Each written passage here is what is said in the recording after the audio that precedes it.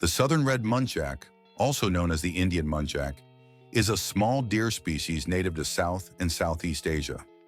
It is characterized by its reddish-brown fur, short antlers in males, and distinctive barking sound, which earns it the nickname barking deer.